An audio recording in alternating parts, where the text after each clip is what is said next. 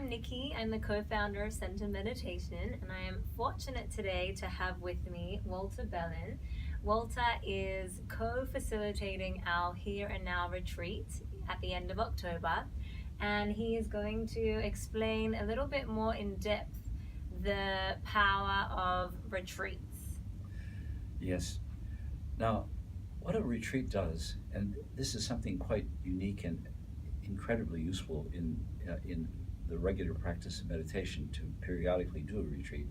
It has something I call a cascading effect, and the next minute and a half or so I'm going to explain what that is.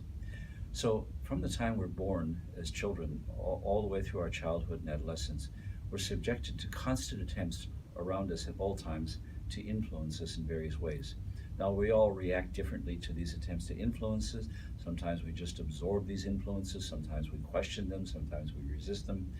But in the end, when we emerge as adults at about 23 to 25 years of age, we have a very distinct way of seeing ourselves, a distinct way of seeing other people and the world, what we might call our worldview.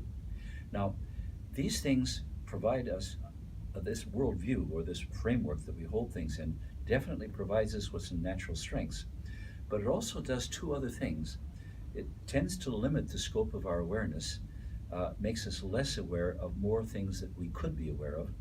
And secondly, it tends to often result in a number of self-limiting mental, emotional, or behavioral habits that we get into.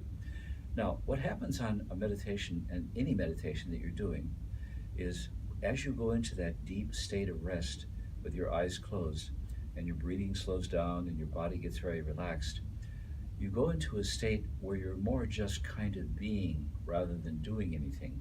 And when you get that relaxed, a process starts in your brain that starts to reverse that programming that went into your brain through all the influences and the particular way you reacted to those influences in growing up.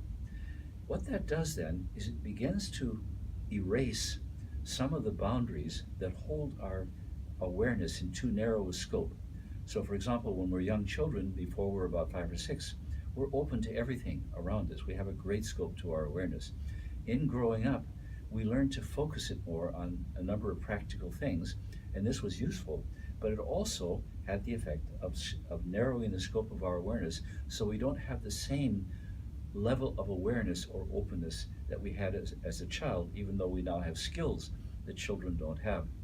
On the meditation course, what happens is you're doing a lot of meditations stacked on top of each other, including some that are, most of them seated meditations, but some other guided meditations that have to do with the way you eat, walking meditations, and so forth. And each meditation affects the other in a cascading effect, sort of like a small wave that interacts with another small wave, creates a somewhat bigger wave, which then interacts with another wave, creates an even bigger wave. And when you're meditating this often, this many times in a row, you get that kind of cascading effect, which does two things. It starts to expand your awareness so that you are much more aware in a broader scope sense of things around you, within you, outside of you, than you were previously. You're far more open. You can see the world more openly, and it's very pleasurable to do that.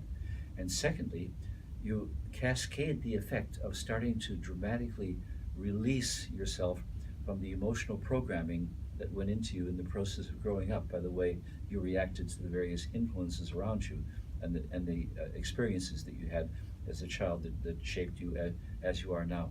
The results of all this is when you come back from the workshop, you'll find that all kinds of little habits that were self-limiting, that previously dominated your life, have receded into the background. If they're there at all, they're so much weaker than they were before, and oftentimes you'll find that they've just actually disappeared.